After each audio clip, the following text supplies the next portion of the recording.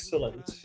Hello, everyone. My name is Miles or Ahazad, and it's a pleasure to be here today. Today, I have quite a few participants from different countries and from different Amazigh groups who are going to be sharing some information with you all about their traditions, their cuisine, their culture, and of course, the general history and connections of the Amazigh people. Before we get started, before everyone introduces themselves, I figured it would be great to share some basic information on who the Amazigh people are, for many of you who might be unfamiliar with this ethnic group. So the Amazigh people, or the Amazigh, are one of the native ethnic groups of Northern Africa, specifically in a region known as the Maghreb, which is a region composed of 5 countries: Algeria, Morocco, Tunisia, Libya, and Mauritania.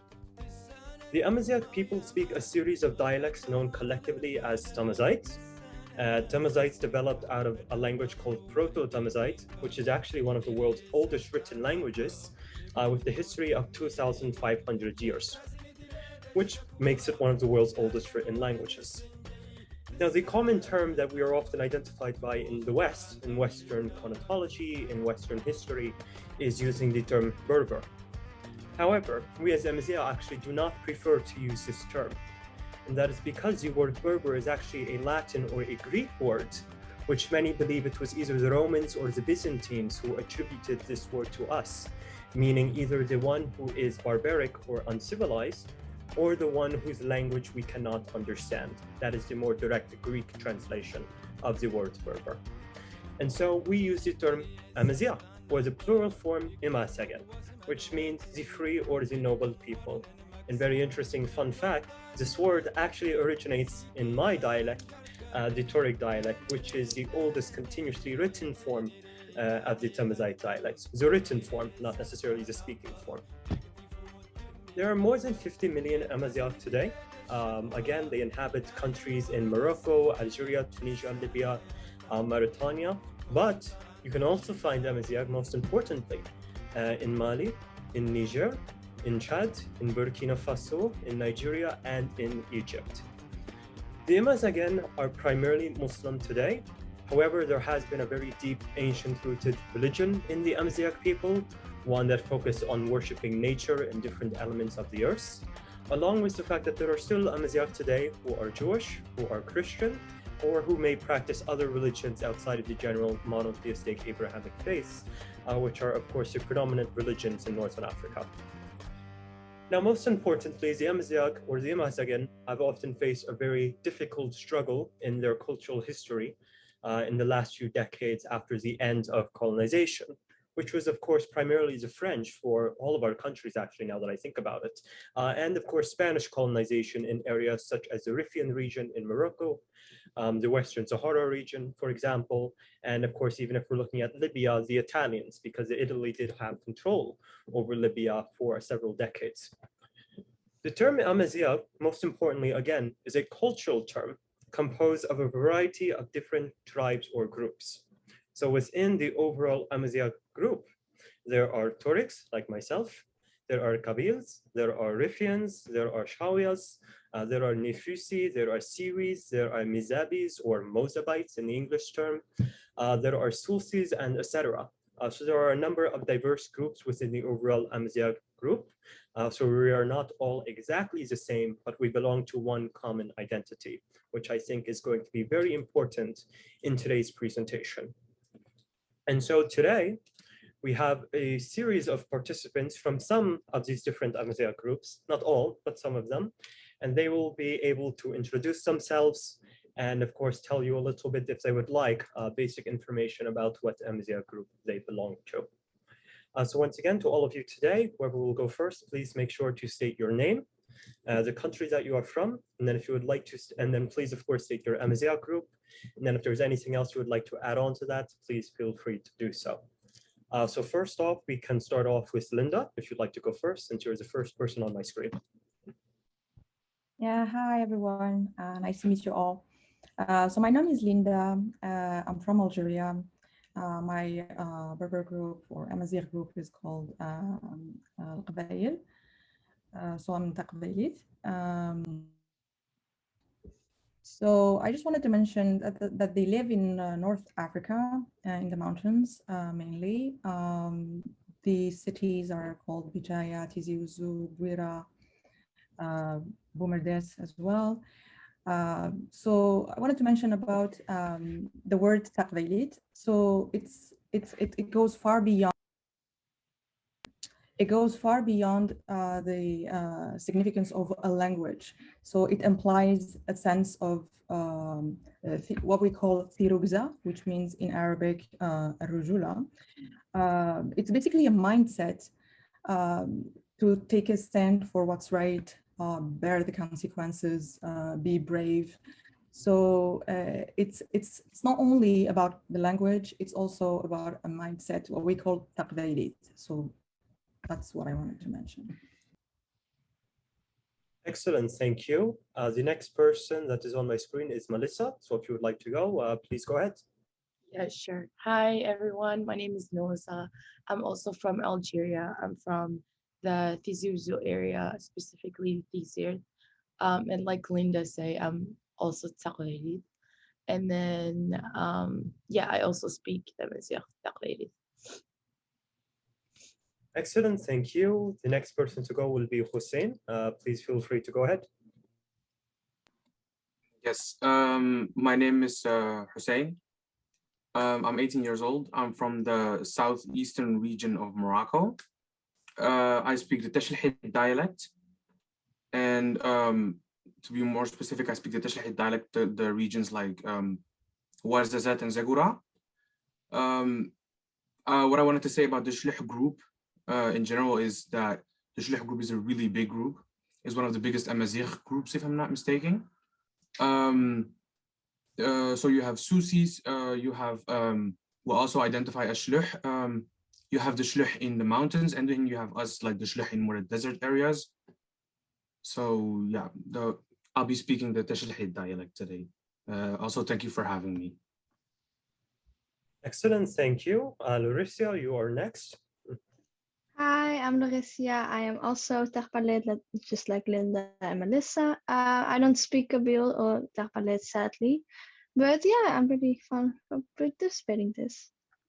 We're going to be getting into one of the first main component, and then there will be a second main component. But this will be the first main component. So how this section is going to work is essentially I'm going to be presenting, well, let me put it this way. I've collected a series of very common traditions and identities from the different Amazigh groups. I've collected them and I've made them into very generalized statements. And so the objective in this portion of this presentation is going to be able to see if these traditions that were taken from a certain Amazigh group are also practiced in other Amazigh groups. For example, let me just throw in like a random kind of funny statement. In my Amazigh group, we like to eat pizza. Someone else may say, well, yes, 100%, we love to eat pizza. But then someone else may say, well, no, we don't really like pizza. You know, we prefer pasta or we prefer salad or something like that. So that's just kind of a funny anecdote, a kind of irrelevant anecdote as to how that will work. But that is how that is going to work. And so I think this section will be very interesting. And I am very interested to see maybe what's very similar and what's very different, because I'm sure we're not all 100% familiar with our different Amazigh groups. So to start off, how this is going to work, I'm going to present my statements. I have 7 of them in general. Anyone, please do feel free to unmute yourself and speak up. Again, this should kind of function as a free-flowing conversation. So, you know, if you have something to say, please feel free. Please try not to speak over someone else. If someone else is speaking, just wait. And I promise that everyone will have a chance to speak if you would like. So I will make sure that you get to share your kind of 2 cents on this. So my very first generalized statement is going to be, in my Amazigh group, it is very common for older women to have tattoos. I will repeat that again. In my Amazigh group, it is very common for older women to have traditional tattoos. Anyone feel free to jump in. Yeah, I can jump in. I lived in Algeria for 14 years, and having tattoos, I think, like women, I think it used to be a big tradition, but it died off. like, for example, like my dad's grandma, which is like the last woman I knew that had a tattoo that died. Like she was very old, so like she was my dad's grandma. But I think it used to be a tradition, and it's kind of like wearing off, because I think tattooing in Algeria is also kind of like taboo. So like I think people like associate that with with like an actual tattoo, which is like completely different when you have something cultural versus you have something like a tattoo, which is like, you know, I don't think it's like a cultural thing. But yeah, I think it used to be something. I think it used to be a tradition, but I think it died off. Yeah, in my mother's village, it's very common of my elders to have tattoos, facial tattoos, hands. It's dying off, so as Melissa is saying. But my great grandmother was the last one to ever have it, and she died like when I was 3. But I have still living relatives who wear the tattoos, and they are very encouraging with please still wear the tattoos. So I can jump in right now. In my region as well. So I've seen elderly doing tattoos, usually around the wrists or within the neck, not the face. Not in my group, at least. Maybe Shawi they do in the cheeks, if I'm not mistaken. But they were using it mainly for medicinal uses. So for example, if they had arthritis, let's say, they would use it around the wrist too. They think that it may decrease the pain within the neck. Our region is known of having like high cases of goiter. So they think that maybe it will decrease the prevalence of the goiter. So it's mainly related to health issues. But yes, I agree that it died off. Well, in my Amazigh group, from what I've seen and from what I've noticed is that I think it's more prevalent in like our group, since my grandma still has the tattoos. I also know some people who like not like my grandma's age, but like more like my mom's age, who still have their tattoos. I think we're more in a like in our own like world, since we're from like the more desert areas. We tend to have like our own like community, and we're not very modern, like in a way. So I think that's one of the reasons why it's more prevalent. Also, I think I agree with Linda that it had a lot of like medicinal reasons and like backing and stuff. But yeah, we also do the women do like the tattoos here on the chin, or like on the cheeks, or like right here, and like other places like on the hands, or like also on the neck and stuff. Interesting, and I will go last. This is not, at least in my specific Torah group, but I believe in general for most Torahs, because I've never really have been familiar with this. But this is not something that is practiced in the Torah culture. Something that is very common, well, two things that are very common in the Torah culture is henna. Although I know all Amazigh groups here use henna. I know henna is very common in India, in Pakistan, in the Indian subcontinent. But henna is very common in the Torah culture, and it's done kind of almost on a daily basis. And interestingly, to what Linda and Hussein were just saying, many Torahs actually believe that henna has medicinal purposes, not just for your hands, but it's also commonly used for the hair. And my people like my mother believe that it helps your hair stay healthy and grow out with. I guess you could say it's true, because my sisters and my mother have very good hair. So I guess you could say maybe it could be true. I'm not really sure. I don't have much hair. But yeah, henna number one in terms of the hair. And then also something that isn't really related to tattooing, but kind of, is I know Tuareg men are very famous for wearing the tagalmus, which covers your face, and all you can see is the eyes. And the indigo, the way that it's pounded into the way the color is pounded into the scarf or the tagalmus, because of the hot sun and the way that it's pounded in, the indigo actually starts to seep into people's skin. So if you were to ever see the face of an older Tuareg man, you can kind of see like streaks of blue on his face, which most people usually don't get a chance to see if you're not Tuareg because a lot of older Tuareg men don't show their faces to non-relatives. But I have seen it before of, Tuareg men who have like streaks of blue on their foreheads and on their cheeks and on their hands. And again, it's because of the way that the indigo is pounded into the Taglumos to the point where the blue actually seeps into the skin. And actually, a lot of Westerners have started calling Tuareg men the blue men, because sometimes they would see the faces of the Tuareg men and they would see the blue on their faces and they're like, well, why is your skin blue? And it actually comes from, again, from that aspect, the way that it's pounded in, it starts to seep into the skin. So not really a tattooing sort of concept, but again, I thought that was very interesting, the way that, again, it does kind of stain your skin and of course the henna aspects. But tattooing is not a tradition that's I don't think it's practiced at all in the Tuareg culture. So the next question that sorry, go ahead. I have a quick question. Yes. I thought that the Tuareg were called the blue men because of the blue fabric that they wore. So it's actually because of like the blue stripes on their face. Well, it's both. It is both. Again, indigo is a very common color of the Tuareg people. It's a very famous color. But nowadays, at least, which I think is important to add, nowadays, indigo isn't the only colored tagulmus that men can wear. Especially in my city, it's gotten very, I guess you could say, modern these days. People wear red, black, purple, orange, kind of, different colors, their own twist to it. But in my dad's generation, my grandparents' generation, indigo was the common color. But yeah, they were also called the blue people because tourists started seeing the blue on people's skin and on their faces. And so they started calling them the blue people. So yes, both of those are correct. From what I've seen in like old pictures, in my like region or like my group, my Amazigh group, they also used to have like the cloth they made their clothing with. They also used to stain, but from what I've seen, it's more like a black color or like a very dark-ish brown color. So yeah, but if I'm looking at it right now, my bad. If I'm looking at it right now, I really can't see like any traces back of the practice and stuff.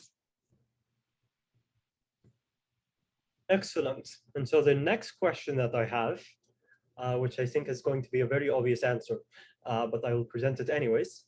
My Amazigh group primarily lives in the desert regions. If anyone would like to jump in, please go ahead. Yep.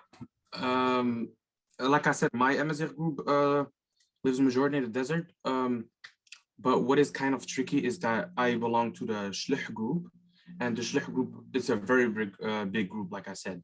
You have them in like valleys, in mountainous areas, hills and stuff. Like we're everywhere. Our dialect can vary like from places to place. Like my dialect is not exactly like the Susi dialect. But yeah, we've been in the desert for a really long time. So yeah, that's just what I wanted to say. So for our group, Al-Qabail or Kabil, so we live mainly in the mountains. So basically a group of families constituted in a village and then a couple of villages. You have, so Saddert is a village, and then Al-Arsh, and then the whole city. So it's mainly the mountains, a couple of tribes. So that's why we call Qabail, which means in Arabic, the plural form of tribe. And that's basically it. Yeah, I agree with Linda. I think a lot of Qabail, they all originate from Thiddarin, which is like the plural of Thiddar, which is the village. But there's also a huge migration to the cities because that's where the jobs are. So, for example, my dad's family is from Wujima and my mom's family is from Wujima, but my dad's family, they moved to Tigzirt, which is this beach city, because that's where like the jobs are, and like people just have been moving more to the cities. But I think like most of the people that move to the cities like are still very familiar with their village cultures, especially since my village where my parents are from and where like, my last name comes from, it's like 20 minutes away. So, and that's still where our other family lives. So we still go visit, but there's a huge migration to the cities. So a lot of them are moving from the mountains to like these big cities to make sure, there's more like economic opportunities and stuff. And I really like that point because this is also a phenomenon that is happening in my culture, in the Torah culture. So we do primarily live in the desert regions, as everyone knows. Again, we even have our own special word for the desert, which we call it Tanir. If any of you have heard the song Tanir Sassanakan, that's a very famous Torah song by the band Tinariwan. And the word Tanir for us doesn't just mean the desert, but it literally is like our identity, because our culture is built around living in the desert. That is where we started. That is where we have lived. Our identity is shaped around living in the desert. Our founder, Dinhinen, the very famous Amazigh queen, is actually, interesting fun fact, her tomb is in the city that my mother is from, which is Abelessa in southern Algeria. And so our identity is literally surrounded by the desert. That's all we have known. But like Melissa was just mentioning, urbanization is something that is also affecting the Turkic people. Because again, I was born in the city. My parents were not. My grandparents were not. My great-grandparents were not. My mother was born in a village. My dad was born in a smaller town in Janet. But me and my siblings were born in the city, in Tamdras. So we are the first generation that didn't grow up in that traditional area. But the good thing is that we still had a lot of Tuaregs in my area. So we still had the connection to our culture, and my parents have always placed a great emphasis on us being involved in our culture and our traditions. But that is something that is very common in the Tuareg culture too. We are losing our villages, our smaller towns, because everyone is going to the city for education, for economic opportunities. And climate change is also something that's affecting the Tuareg people, because it's already very difficult to live in these desert regions.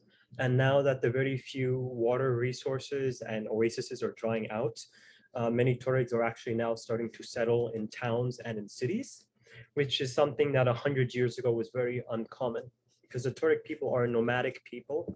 We move from area to area depending on the season. And so again, these things like urbanization, climate change, this very modern world, it is definitely forcing the Tuareg culture to change. Whether it's good or bad, I don't really have an opinion on that. I think we could talk about that for hours on end. But I do think change, and at least in our culture, is going to be part of the reality in the future. But you can definitely start to see it now with the urbanization and the younger generations leaving their towns and their villages because they want more opportunities that you really, truthfully, don't really have access to in Algeria if you're in a smaller town or a village. You have to go to the big cities if you want those sorts of opportunities. My grandfather was the same as you said. My grandfather moved from Algeria to Paris in France. And we all, have left the village where we visit almost every single year. But I have now noticed a lot of my family, a lot of relatives, they are losing their language like me. And they are losing just the old mindset a little bit and learning about culture and everything. So it's really sad, but a lot of people want to reconnect. So I'm happy about that. I just wanted to add very quickly that nowadays, so families mainly, so they have homes in the mountains to keep up with their origin and their identity, and then they build houses in the city so they can get access to all the resources. So they have both, and they travel back and forth. So they do that also. Yeah, same here. Same for me too. We have a beach house kind of in Annaba, for those of you who are from Algeria. But of course, we still have our traditional home in Tamanras. So we kind of have the same thing, basically. Yeah. Yeah, same. Okay, great. So the next general statement that I'm going to put out there, and then again, anyone, please feel free to go ahead. And I think this is a very unique one because I'm not really too sure what to expect with this one. But my Amazigh group is patriarchal. For those of you who don't know what patriarchal means, the difference between matriarchal and patriarchal, Patriarchal typically means where the male is the head of the family, and matriarchal generally means where the woman or the mother is the head of the family. So I'm very interested to see what everyone has to say about this one. If anyone would like to start off, please go ahead. It's the same in my family. The men are more higher up, but they listen to the women a lot. So they listen to the opinions, but they also protect while, yeah, be patriarchal. I will jump in because this is, again, I really like this question because I think it gives me a chance to kind of brag for a second. But the Tuareg culture is one of the world's most well-known matriarchal cultures, where the woman is at the head of the community. It is the mothers who make the important decisions in the family, especially related to economics and to business and things like that, which is something that isn't very common in a lot of major cultures around the world. Our founder, Dinhenen, is a woman. So our culture is predominantly matriarchal. In the old days, I like to say, my grandparents' generation, my great-grandparents' generation, before the colonizers, before the French, when we still had kingdoms and sultanates and things like that, it was actually very common for different kingdoms and sultanates and etc. To have a woman leading them instead of a man. And the words for these are, we either call the male king the Amenokal, or we call the woman an Amenokalt, which means a queen. So it was actually very common in many areas to have women who were leading the communities and making the decisions. But there were, of course, limits or exceptions to that. For example, the Tuaregs are very famous warriors. We have a very long kind of class warrior history. That was traditionally a male-dominated section of our society. And then, of course, in terms of, trading and things like that, those were largely male-dominated sections of our culture. But outside of that, things like business, economics, leading was certainly not out of the limits of women. And it was actually very common for women, in our culture at least, to be involved in some of those different aspects of society. I disagree with that. Like, I mean, I'm not disagreeing with that. I'm just saying it's the opposite in my culture.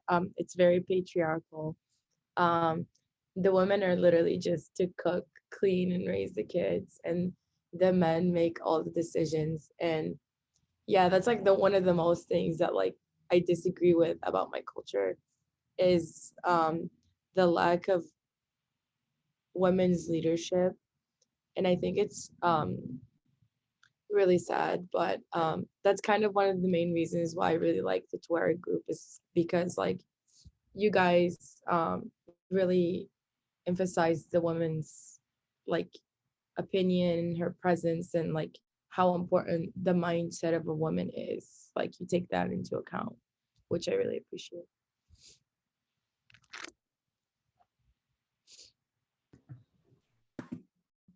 So yes, oh, sorry, go ahead. No, you can go ahead. Okay, thank you. So yeah, true that it is a patriarchal system, but I would say it has changed. So nowadays, women are more involved into decision making within the family, within the Thaddert, which is a village, or even broader. Because now women have more access to education, job opportunities. So I think it's changing. So yeah, sadly, that's the reality. But it's I think it's changing. It's towards the right path, I guess. Yeah. Yeah. So in my Amazigh group, we're also patrilineal. Yeah. We're also patrilineal. I would not say like the men only made like the decisions, or would make big decisions and stuff. In our culture, like the women are known for being strong-minded and to be really independent and stuff. So like, let's say big decisions or like decisions in general is more like a thing you do together. So it's not necessarily like only man-oriented, or like only the men make the big decisions and stuff. So Yeah, and again, I would also kind of just like to add on to all of that, that again, I do believe that in many areas, that the role of the woman is improving, which I think often faces a lot of opposition, but also faces a lot of welcome. And there are many people who would love to, again, which I think is hugely important, to improve the role of women in society. But yeah, just specifically in my culture, which I can clearly see is a bit different than everyone else here. We are a matriarchal culture. It's kind of what we are known for, besides our Tagalmus, of course. And it is something that, like Hussein was saying, our Tuareg women are very strong-minded, very independent. Meet anyone in my family and you will see exactly what I'm talking about. Yeah, we are, our Tuareg women are very strong-minded and very independent and open-minded. And that is something that I think is excellent. I think that's fantastic. So I'm just going to be introducing two more general statements. These ones are going to be a little bit more simplified, but still I think they might be very interesting. So my Tamazight dialect, or the Tamazight dialect that my group speaks, is endangered. If you don't know what endangered means, endangered is typically classified as a language that is losing speakers rather than gaining speakers. So that is kind of the official classification for when a language is classified as endangered. So just to repeat that again, the Tamazight dialect that my group speaks is endangered.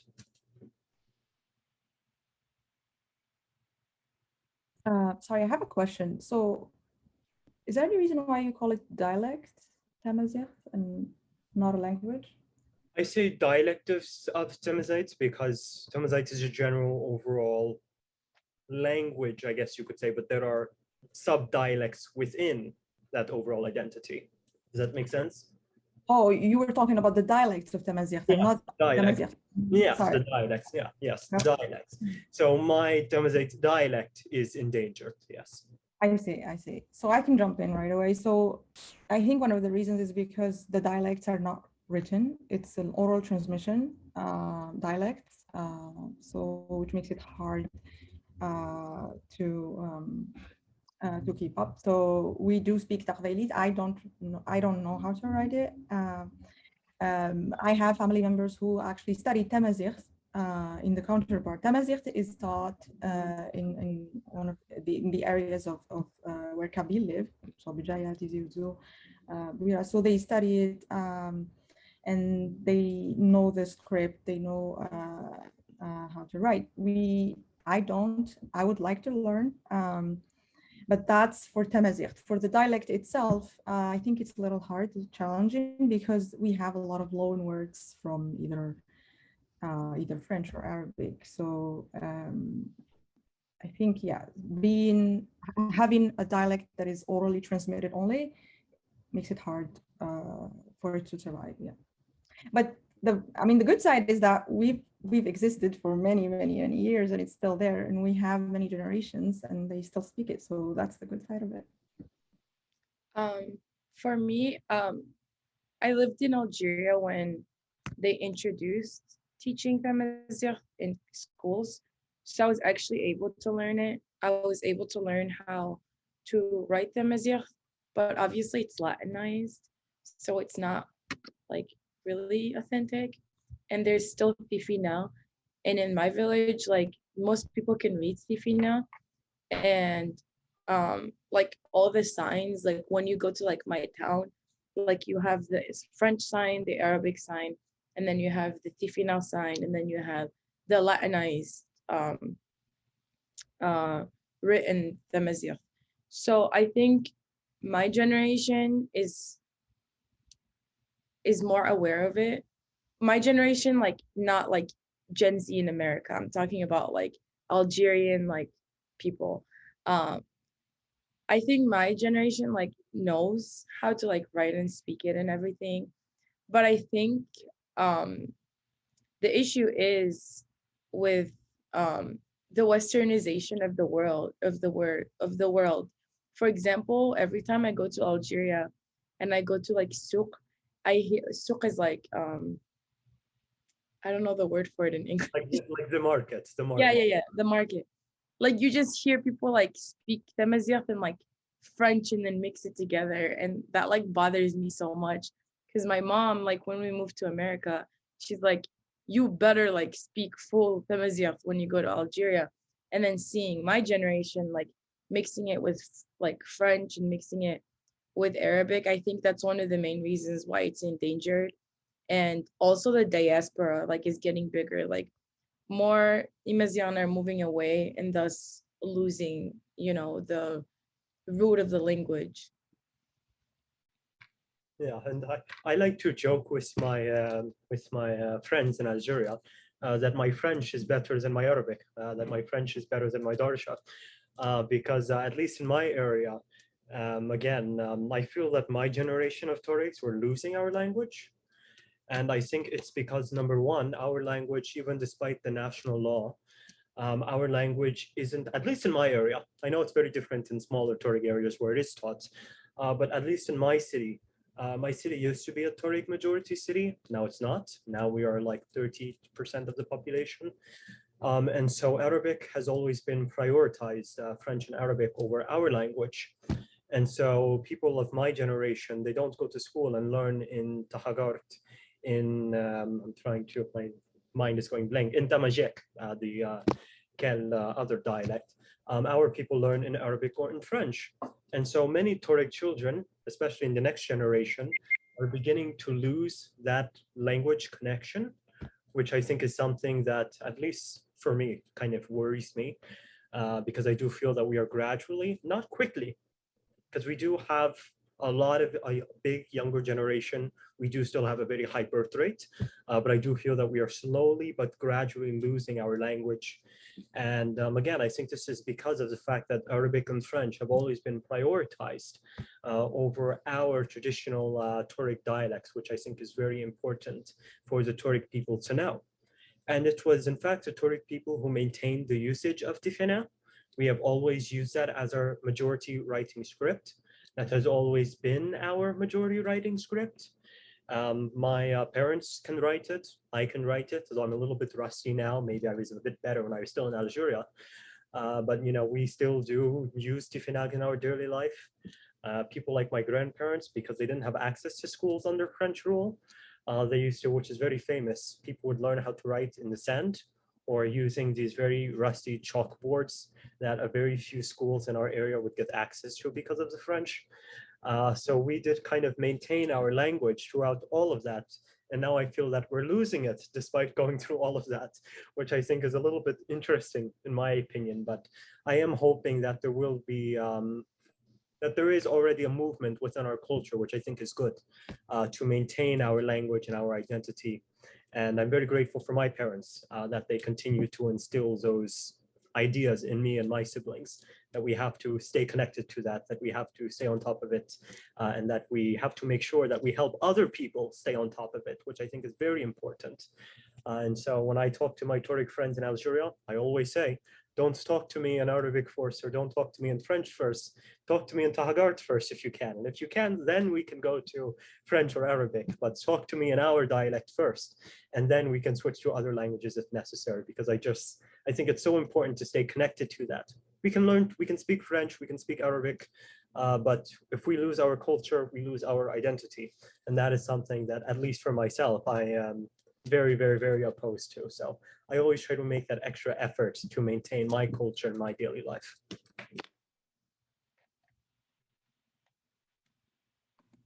Well, in my dialect, I don't think our dialect is not endangered. It might be decreasing in small numbers. I'm not too sure. But speaking about Tifinagh, I myself don't know how to write in Tifinagh, nor do both of my parents. I think y'all know that it used to be forbidden to like write in Tifinagh and read and stuff. So and it wasn't like taught in schools and stuff.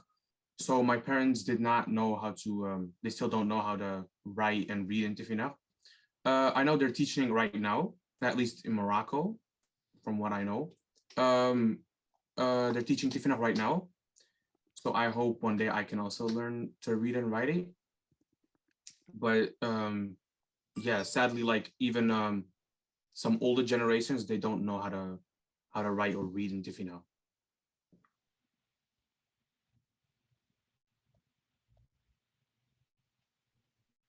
Excellent.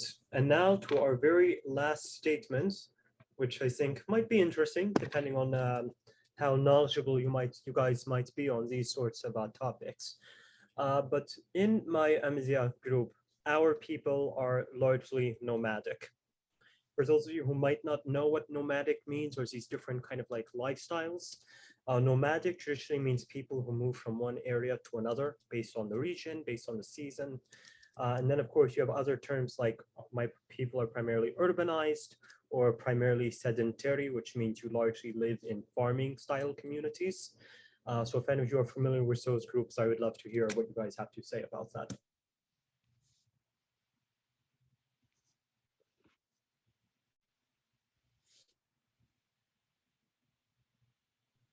Okay, I can start off and then maybe you guys might have anything to add. So as I was mentioning earlier, the Tuareg people are nomadic. That has traditionally been our lifestyle, moving from one area to the other based on the season. This became very difficult when the French came in the 1800s and the 1900s and started trading countries, specifically when the Algerian borders were formed, and then French and Spanish Morocco, and then Italian Libya, and then French Tunisia, and then what they called French Sudan at the time, but is now Mali and Senegal. Because our people were nomadic, we just freely moved around. The concept of borders didn't exist to us. And then when the French came and started creating these borders, it kind of became what just happened here. There's no more freedom of movement. You can only move around in the country that they have now set in stone, that they have now created. And so that's why Tuaregs live in like 9 different countries today, which I was talking about earlier. It was colonization and the creation of borders and countries that really split us up in so many different areas. And so that is something that I think, depending on how you look at it, can be good and bad. I'm not going to get into that conversation, but there's a lot of ways to talk about that, colonization and borders and all of those things. But yeah, the Tuareg people have traditionally been nomadic. Nowadays, more urbanized, more settling down, but still the majority of Tuaregs are nomadic. In our case, I think it's the opposite because we are so attached with our lands and it's very crucial. So they may have difficulties finding all the resources in the village, in the mountains. They still keep that house and go somewhere else in the city, for example, but still go back and forth. So the land is very important to us. So we have like many olive trees. It goes up to our belonging to the area.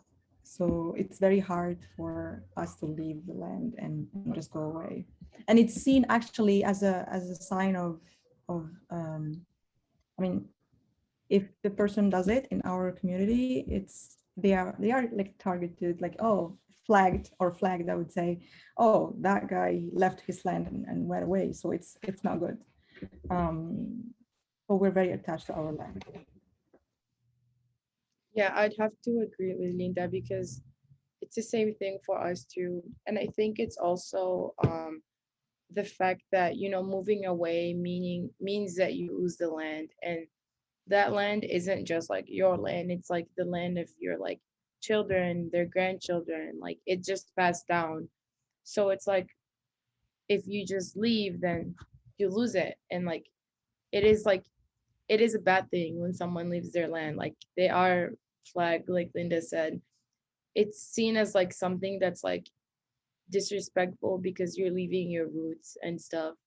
I feel like sometimes even with moving abroad, like moving to like Europe or America, people always like um criticize, even if you're moving for a better life and better opportunities. Like there's some like people that are so attached that like it's like you're like disrespectful for leaving. Like this is your land, this is your home.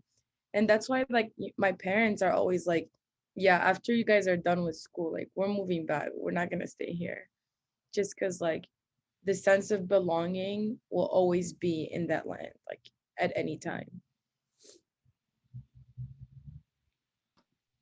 Well, my in my group, we used to be largely nomadic. but because of urbanization and stuff, and lately people we are known for being oasis Berbers, to use the term. We go from oasis to oasis. There are still nomads, but the majority are just settlers who settled at a oasis, even if the oasis is dry now or dried up, because of more resources we have, because of the government and stuff. And yeah, so we're not largely nomadic. We used to be though. And if you look at our traditions, you can also see the nomadic lifestyle still in the traditions. So I find that really glad to see.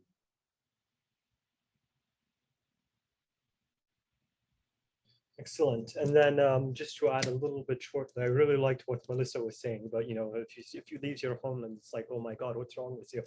Because I get that all the time. I think a lot of Maghrebis specifically who live abroad, there's always that question of where do you really belong? Which I think is a big question. Are you really Algerian, or are you really Moroccan, or are you really Kabyle, or are you really Tuareg because you weren't born in your area, or because you don't live in your area anymore? And that's something that I think a lot of people do ask. I like to call it an identity crisis, really. That you have, your family's background and where you're from, but because you didn't grow up there, you weren't born there, you aren't really sure if you belong there, because there are people who think that you don't. And so I think that is a very interesting conversation. And I think a lot of immigrants from any country always have that kind of pressing question. And I just wanted to say that even though the Tuareg people are still nomadic, for us, a specific area of land isn't important to us. For us, the entire area of the land is important to us. The entirety of the Sahara is important to us, regardless of what country that portion of the Sahara is in. We consider it all to be a part of our land, of our identity. All Tuaregs, regardless of whether they are in Algeria or Libya or Mali or Niger or etc., we are all belong to one community. And so if I, as a Tuareg from Algeria, were to move to a village in Niger or Mali, I would be welcomed as if I had lived in that area my entire life, because the entire region for us is what's important. And the desert, again, as I was saying, is a part of our identity. So it doesn't matter where in the desert you are somewhere in the desert, you are in the Tuareg homeland. And that is what I think is very moving about the Tuareg culture. And again, for those of you who haven't seen the music video for 10 Years Assalamualaikum by Tina Riwen, I think they portrayed that excellently, because they start off by one of the elders is tying a dagalmus on a young boy's head, which is a symbol of tradition when a boy turns 18 or 25, depending on what group you belong to. And then, of course, where they're just playing their guitars in the desert and they're just making music and, they're just enjoying it. That is what I think is really kind of embodying the Tuareg identity, that all of the desert is our homeland. It doesn't matter where you are. We all belong to the same community. And, this is our area. This is our homeland. This is what we know. And so I love that video. I love the song. It's my favorite video. It's my favorite song. So do watch that. I encourage you, if any of you haven't seen it before. I think it's excellent at portraying, the Tuareg culture and why our culture and identity is so hugely important for us. So would anyone else like to add anything else? Excellent. Yeah. Oh, yes, go ahead. Sorry. Just as you said, it happens. I live in the Netherlands. I don't speak Kabyle. I'm half Dutch. And I did get identity crisis, like, oh, am I really Kabyle? And then my elders, of course, are like, you are Kabyle. You are. But it is still some kind of I lost my language. I have lost so much, and I still miss it. But I highly encourage my community to learn it, to have tattoos, to do everything that I want.